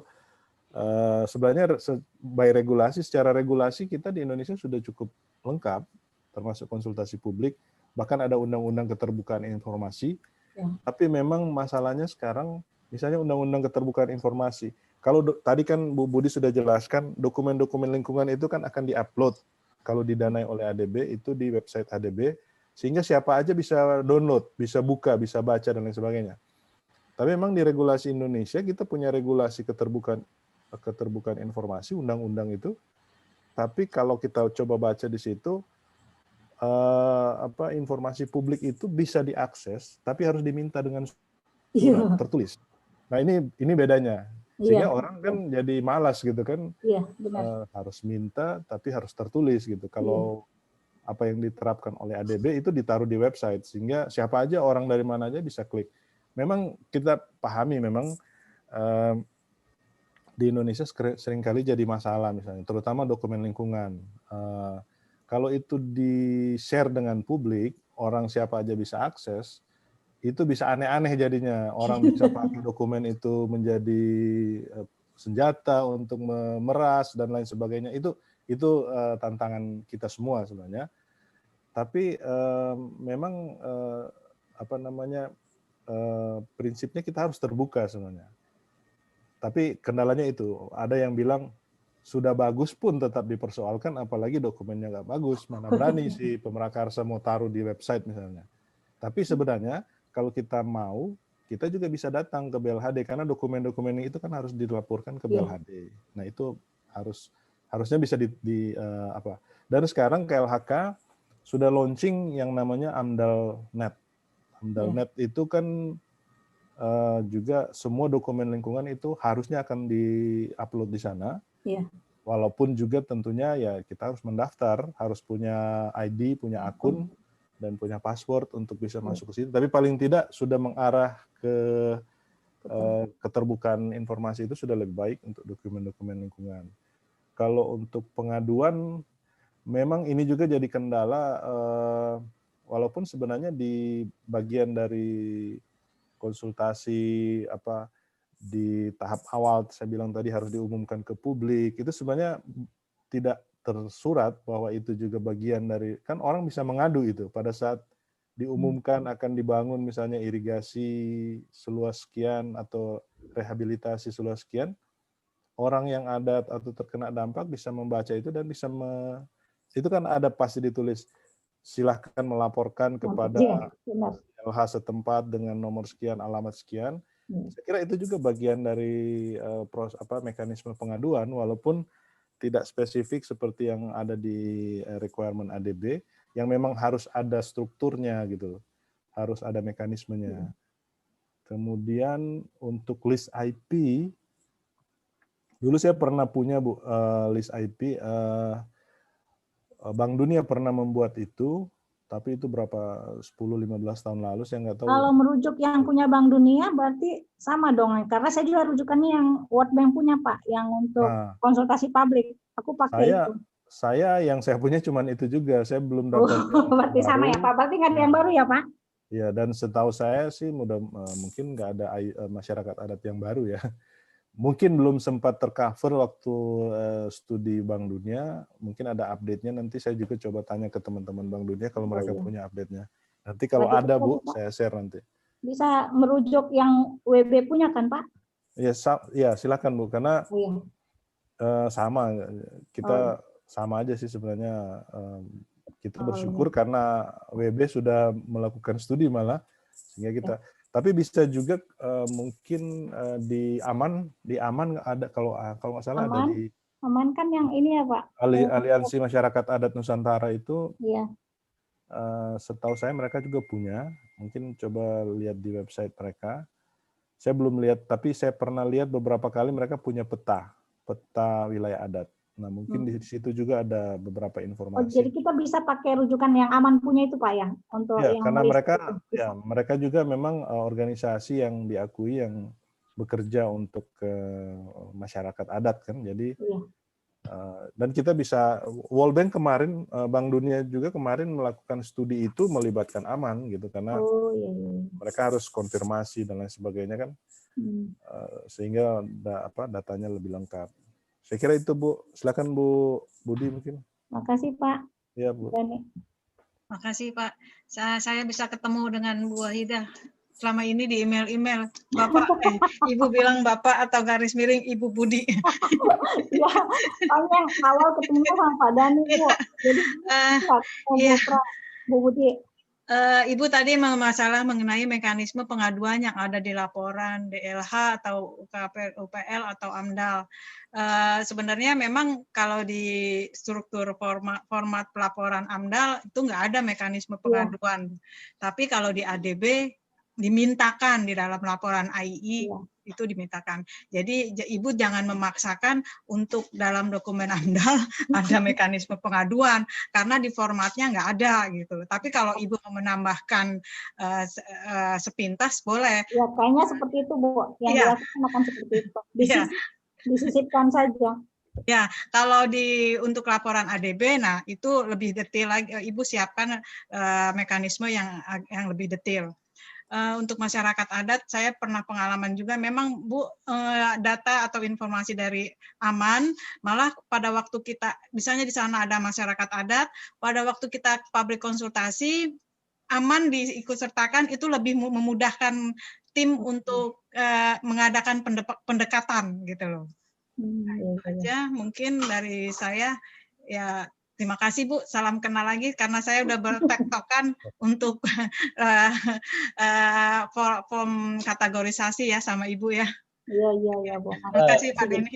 Pak Bambang sebentar ya, untuk Ibu Oke, silakan. sama Pak Denny, sengaja tadi saya lontarkan pertanyaan ini karena kami dari Sadang itu berharap apapun yang kami buat, apakah dia berpedoman kepada undang-undang di Indonesia, tentunya kami ingin juga itu sekaligus sesuai dengan ADB gitu loh. Sehingga itu yang maksud saya tadi, sehingga dari awal ini kita sudah merancang ke arah sana sesuai dengan ADB dan sesuai juga dengan perundangan yang ada yang berlaku gitu. Itu harapan saya sebenarnya. Jadi kita nggak kerja 2 kali. Ya.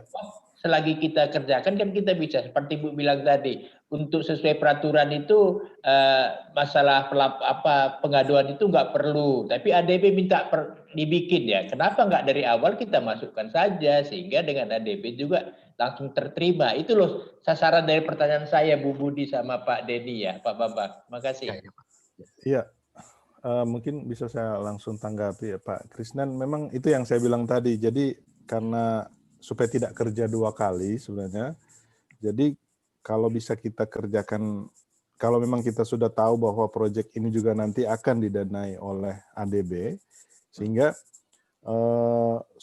sedari awal kita sudah mempersiapkan dokumen-dokumennya yang bisa memenuhi persyaratan ADB juga. Memang jadi kendala seperti Bu Wahida tadi bilang, tidak ada di regulasi misalnya pengaduan itu. Tapi sebenarnya tidak, kalau dokumen kalau itu tidak ada salahnya kita masukkan di situ karena tidak ada larangan juga di dalam regulasi itu, regulasi Indonesia untuk memasukkan itu. Nah, cuma yang menjadi tantangan sebenarnya kalau itu setara AMDAL ya atau DLH. Tapi kalau dia dokumennya UKL-UPL atau DPLH, formatnya kan beda, Pak.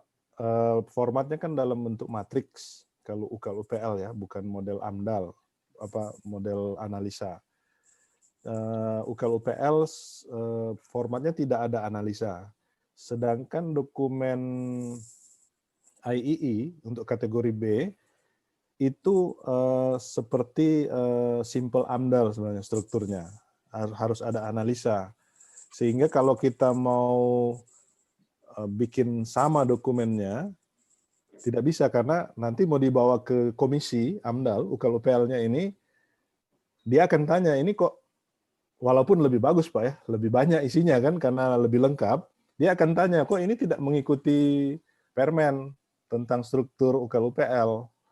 Ini jadi kendala. Nah, tapi kalau menurut Pak Krisnan sekaligus kita ambil data dan kita olah, tapi kita susunnya sesuai format masing-masing, itu lebih bagus, tidak ada masalah.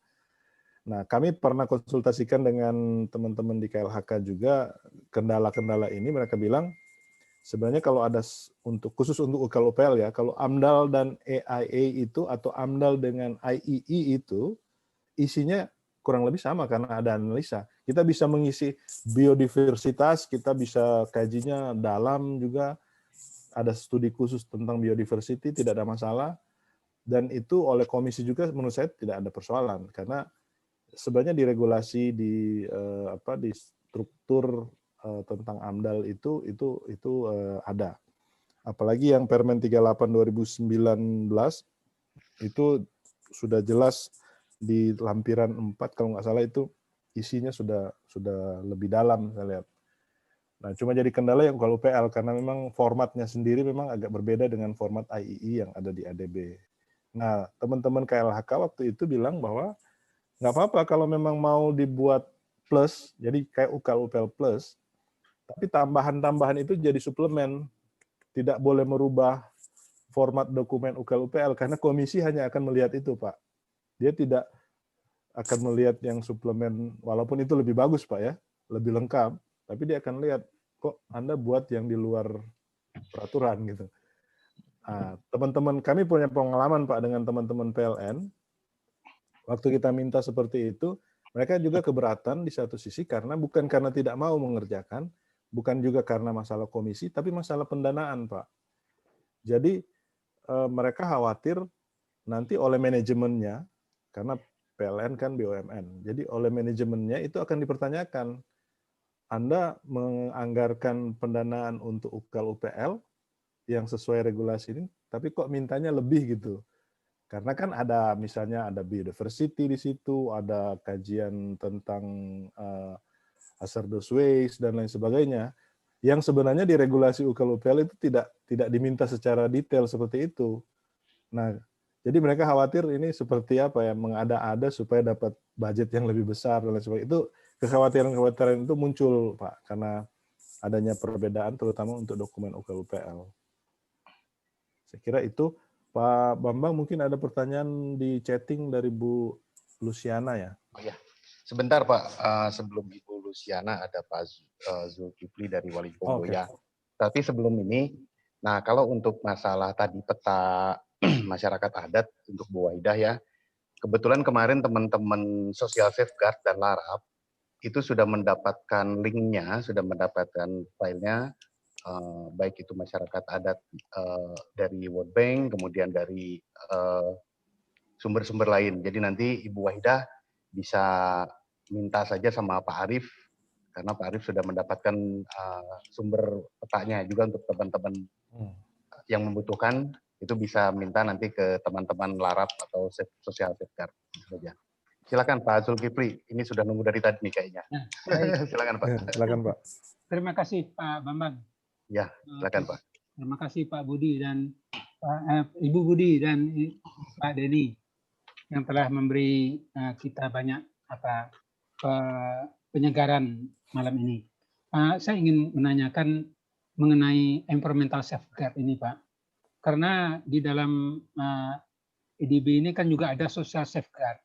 Apakah environmental safeguard itu hanya membahas lingkungan fisik, biologi, dan kesehatan tenaga kerjanya saja. Jadi tidak lagi membahas secara rinci sosial, karena dia sudah ada kajian tersendiri. Kalau di Indonesia kan kita ada 4 harus masuk lingkungan itu. Lingkungan fisik, lingkungan biologi, lingkungan sosial, budaya, dan lingkungan kesmas. Ada 4. Nah, ini di EDB saya lihat karena sudah ada social safeguard, tidak usah lagi itu dimasukkan ke dalam EIA kita. Kalaupun masuk mungkin tidak merupakan kajian, tapi kita masukkan saja karena sudah ada studi tersendiri. Ini saya ingin menanya. Kemudian mengenai penapisan. Kita di Walimpong Boya itu memang lagi mengadakan penapisan itu. Saya jadi confused lah. Karena di situ disebut penapisan itu kalau di A itu harusnya significant impact. Signifikan ini nggak ada juga apanya kan, aturannya, petunjuknya. Berbeda dengan di Indonesia. Indonesia dampak penting. Dampak penting itu ada turunannya. Kalau udah begini dia dampak penting, bisa dihitung. Kalau ini significant impact gimana? Nah, artinya dia tulis kalau luas wilayah terkena dampak itu lebih luas, dia bilang. Kemudian dampaknya tidak berbalik. Nah, kalau itu ya tidak banyak yang significant impact itu. Karena saya melihat ada teman-teman yang kegiatannya pengambilan air sungai. Pengambilan air sungai ini kalau menurut saya signifikan impact-nya. Itu dampaknya sepanjang masa, sepanjang operasional. Tapi dia dikategorikan B dan disetujui sama EDB yang ini yang di apa ini saya lihat nih di Sulawesi Tengah ya. Nah, kalau pikiran saya ini signifikan, tapi kenapa B? Nah, tadinya saya berpikir signifikan impact ini kalau wilayah studi kita itu terkena hutan lindung. Nah, itu oke, bisa. Nah, jadi itu Pak, jadi signifikan impact ini yang masih meragukan saya. Kemudian mengenai konsultasi publik. Konsultasi publik betul yang Bapak Denny bilang tadi. Banyak konsultasi publik di Indonesia sejak dari pengumuman. Kemudian konsultasi publik yang sebelum KA, kemudian dalam pembahasannya, kemudian dalam surveinya, itu masih konsultasi publik juga kalau kita survei itu. Nah, jadi saya pikir kalau konsultasi publik yang betul-betul kita adakan, ada undangan, ada itu, memasukkan harus ada gender sekian persen, ini memang kesulitan bagi kita. Tapi kalau Bapak Denny tadi mengakui konsultasi publik sepanjang itu otomatis gender sekian persen itu pasti bisa dicapai. Nah, jadi 3 itu Pak yang ingin saya tanyakan. Yang pertama mengenai environmental safeguard ini apakah masuk sosialnya? Yang kedua, bagaimana nih penapisan untuk A, B ini Pak? Karena kalau Ibu Budi bilang tadi sama dengan Indonesia A, B, C, berbeda. A, B, C itu tujuannya untuk OSS itu. Dia nanti constraint-nya itu waktu. Kalau A 180 hari, B 120 hari, C 60 hari. Jadi berbeda, jauh berbeda. Kemudian saya nanya mengenai konsultasi publik. Itu Pak, terima kasih. Wabillahi taufiq wal hidayah. Wassalamualaikum warahmatullahi wabarakatuh. Waalaikumsalam Pak Zul. Silakan Ibu atau Pak Denny. Oke, saya nanti Bu Budi tambahin ya. Terima kasih Pak Zulkifli. Memang untuk pertanyaan yang pertama tentang social safeguard, sebenarnya sama Pak. Walaupun di ADB itu ada social safeguard, tapi social safeguard yang dimaksud ini adalah yang terkait dengan masyarakat adat dan involuntary resettlement. Jadi pemindahan secara tidak sukarela. Itu 2 saja. Bukan dampak dari ini Pak, bukan dampak dari land pembebasan lahan. Ya, itu masuk di situ maksudnya, termasuk itu. Tapi sebenarnya untuk yang masuk di dalam kajian lingkungan hidup di kebijakan, kan ada 3 tadi kebijakan kajian lingkungan hidup, environmental resettlement sama masyarakat adat IP. Nah, di dalam kajian lingkungan hidup itu juga wajib memasukkan aspek-aspek sosial, termasuk yang Bapak bilang tadi, sosekbud itu masuk di situ, demografi, analisis sosial itu harus masuk, termasuk sebenarnya masyarakat adat, walaupun secara spesifik itu nanti dibahas juga di IP, ada dokumen misalnya IP plan, misalnya rencana pelibatan masyarakat adat atau RRP misalnya, resettlement plan. Tapi di dalam AIA atau IE itu juga harus dibahas Pak. Nanti mungkin kita bisa share panduannya lah yang lengkap. Di situ akan terlihat isi dari dokumen-dokumen itu apa saja, termasuk aspek-aspek sosial. Nah, karena kalau misalnya 3-3-nya tertrigger, menurut saya ini lebih mudah Pak. Kita tinggal mendapatkan informasi dari sosial yang dari IR sama IP ya. Tapi kadang-kadang kan lingkungan tertrigger, tapi yang IR sama IP tidak tertrigger. Ini tetap harus dilakukan juga kajian untuk sosial. Saya kira itu jadi tetap ada Pak. Kemudian untuk penapisan, significant impact penapisan. Ini yang saya bilang tadi di awal Pak. Kalau Indonesia kan pakai threshold Pak, jadi jelas 10.000 meter persegi bangunan, lebih dari itu AMDAL. Luasan areal pembangunan lebih dari 5 hektar, AMDAL. Irigasi lebih dari 3.000 hektar, terdampak itu AMDAL ya. Tapi kalau di ADB itu lebih kepada justifikasi expert, tenaga ahlinya. Memang kadang-kadang mungkin terasanya seperti subjektif ya Pak. Seperti Bapak cerita tadi pengalaman di Palu misalnya yang untuk pengambilan air Pak. Pengambilan air untuk air baku ya. Yang di Pasigala itu ya. Pertama memang betul Bapak bilang, sebenarnya pertama cara kita men-screening kalau lihat di REA tadi, mungkin Bapak udah tahu juga, itu adalah kawasan lindung. Kalau masuk situ otomatis masuk kategori A. Tapi berikutnya tidak juga masuk di situ, tapi misalnya dari hasil kajian misalnya bukan kawasan lindung, tapi misalnya di situ ada spesies atau spesies atau lahan-lahan kritis misalnya. Tapi bukan kawasan lindung ya Pak. Nah, itu juga wajib masuk kategori A. Termasuk ke kegiatan-kegiatan ada misalnya di situ daerah lintasan burung yang endemik, tapi tidak di kawasan lindung ini Pak. Kan burung kan dia lebih bebas. Nah, makanya itu kenapa saya bilang ini expert justification yang Maaf yang sedikit Pak. Kalau dia memindahkan orang atau memindahkan penduduk, apakah itu masuk A di AMDAL-nya atau cukup di social safeguard A-nya saja? Kalau pemindahan orang itu lebih tertriggernya ke involuntary settlement, Pak. Jadi tidak masuk di penapisan AMDAL ya, Pak ya? Tidak masuk di situ. Baik, siap. Ya, kemudian jadi itu Pak, kalau penapisan di ADB memang memang harus expert atau tenaga ahlinya harus kuat Pak untuk melakukan screening. Walaupun pengambilan air gimana Pak? Misalnya irigasi. Walaupun screeningnya itu masih bisa berubah karena REA itu kan rapid Pak, jadi cepat, kajian cepat. Setelah berjalannya proses persiapan ternyata kita menemukan ada dampak-dampak yang belum sempat teridentifikasi, itu kategori kita bisa rubah Pak, masih bisa. Bahkan pada saat proyek itu berjalan, terus tiba-tiba ada dampak signifikan yang teridentifikasi kemudian, itu proyek bisa misalnya dia B, itu bisa dinaikkan menjadi A. Begitu juga sebaliknya. Tapi lebih gampang menurunkan daripada menaikkan Pak, karena lebih gampang menaikkan daripada menurunkan. Karena kalau dia menurunkan kan akan jadi tanda tanya, ini kok dari awalnya sudah signifikan, ini berubah ada apa gitu. Begitu sebaliknya.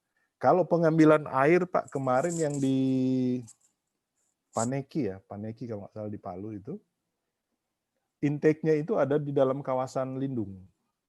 Sehingga waktu kita mulai diskusi aja waktu itu, ini mungkin kita bisa diskusi lagi ini.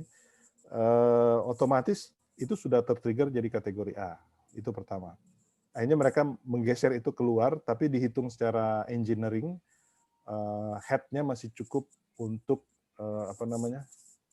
gravitasi.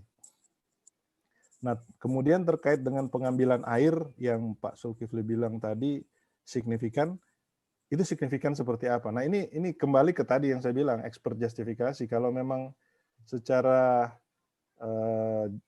ilmiah itu bisa dibuktikan bahwa ini akan berdampak signifikan, misalnya terhadap lingkungan maupun masyarakat, ya bisa kita masukkan jadi kategori A. Jadi memang benar-benar memang kemampuan dari tenaga ahli ini yang harus menjustifikasi bahwa ini masuk di kategori yang mana.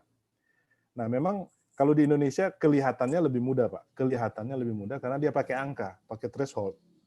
Tapi di banyak kejadian, ini juga jadi akal-akalan, Pak. Misalnya, saya pernah mereview satu proyek untuk pembangkit listrik tenaga biomasa. Kalau nggak salah waktu itu biomasa itu kan kapasitas di atas 10 megawatt itu AMDAL. Nah, untuk menghindari AMDAL, dia lapornya itu 9,5 megawatt produksinya, Pak. Produksinya ya. Nah, tapi begitu kita kejar, kapasitas terpasangnya berapa? Mesin yang Bapak pasang ini, proyek ini pasang, kapasitasnya berapa? Dia bilang, iya kapasitasnya 10, Pak. Nah, berarti yang dihitung kan kapasitas terpasang, bukan ya suka-suka dia mau hasilkan 5 megawatt aja sih bisa aja kan, tapi kalau mesin yang dipasang buat 10 megawatt, itu yang harus dihitung, jadi kapasitas terpasang yang harus dihitung.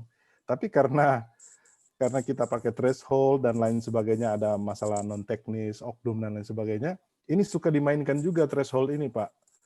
Dikurang-kurangi 0,5 lah supaya tidak masuk ke AMDAL, akhirnya jadi UKL-UPL misalnya. Nah, kayak gini yang ya masing-masing ada kelemahan dan kelebihan gitu. Kalau di threshold Indonesia kan lebih mudah karena sudah ada nilai berapa meter kubik, berapa panjang, berapa lebar dan lain sebagainya, volumenya. Tapi kelemahannya itu tidak menjamin bahwa katakanlah misalnya kurang dari 3.000 hektar pembangunan irigasi yang terdampak dari pembangunan irigasi itu tidak berdampak signifikan. Bisa jadi signifikan, mungkin walaupun cuma 20 hektar, tapi kalau dia berada di daerah yang lahan kritis, dekat lahan kritis, atau di situ ada biota-biota endemik, atau tempat Baik Bapak dan Ibu, karena mohon maaf ini untuk para narasumber dan juga peserta semua, karena waktunya kita mundur 34 menit nih, 35 menit. Jadi kita harus sudahi pertemuan ini malam ini, tapi mudah-mudahan paling tidak 2 minggu ke depan mungkin kita akan mengulang lagi. Jadi nanti ada ekonomi finansial lagi, kemudian ada social safeguard lagi, ada lingkungan dan yang lainnya. Sebetulnya semangatnya webinar ini adalah untuk menambah pengetahuan di antara kita dan juga untuk mendiskusikan hal-hal yang teman-teman dapatkan di lapangan untuk kita diskusikan untuk menemukan solusinya. Seperti tadi pertanyaannya juga menarik dan mudah-mudahan diskusi yang kita lakukan malam ini memberikan manfaat bagi kita semua dan juga memberikan semangat bagi teman-teman semua untuk tetap melakukan pekerjaan environmental safeguard ini dengan baik dan menjaga kualitas juga supaya pekerjaan kita yang kita lakukan selama ini tidak sia-sia juga. Baik, itu saja Bapak dan Ibu, kami minta Pak Widyo sebagai TL PMC untuk menutup ini, tapi sebelumnya kita tepuk tangan untuk kita semua, terutama untuk narasumber yang sudah memberikan baik, terima kasih. Silakan Pak Widyo. Ya, terima kasih Pak Bambang. Untuk para narasumber, Ibu Budi dan Pak Denny Manopo, terima kasih atas hadirnya di dalam seminar atau webinar dalam environment safeguard ini. Nah, seperti yang diutarakan tadi bahwa webinar ini akan dilakukan berkala, kira-kira sebulan 1 kali untuk topik yang sama.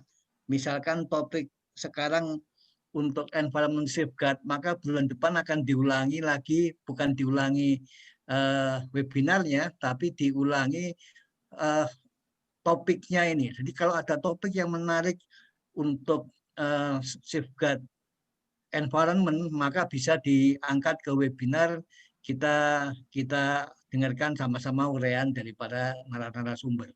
Dan kami akan mengadakan 1 kali dalam sebulan webinar ini. Ada 8 webinar, Bu. Jadi yang 3 sekarang sudah dilalui, dan itu yang mengenai yang pertama untuk professionalism, yang kedua untuk social safeguard, ketiga environment safeguard, yang keempat besok untuk EVA, dan itu bulan depan akan diulangi lagi, bukan diulangi tapi akan ada berulang lagi hal-hal yang seperti itu dengan topik yang lain. Dan untuk yang sekarang ini mungkin banyak pertanyaan dari proyek-proyek yang sudah start di tahun 2019. Jadi ada 14 proyek seperti Wadas Lintang, Wis Kampung, Rican, Sadang, Seluna, dan sebagainya. Untuk proyek-proyek yang start di tahun 2020, yaitu mengenai Warsamson Dam, Digul Dam, Surumana, Rongkong, dan lain-lain yang mungkin nanti environment safeguard-nya lebih berat, ya mungkin nanti akan kita bahas pada bulan Oktober atau November untuk tahun depan ya, Bu. Ya, itu. Jadi untuk yang sesi yang pertama atau batch yang pertama ini sudah kita lalui. Nanti untuk berikutnya kita bisa ulang sesuai dengan kebutuhan kita. Itu Pak, terima kasih atas kehadirannya sampai jam 9 lebih dari 40 menit ini. Kami ucapkan terima kasih pada narasumber, ke Pak Bambang, ke Bapak-Bapak sekalian yang mengikuti webinar ini.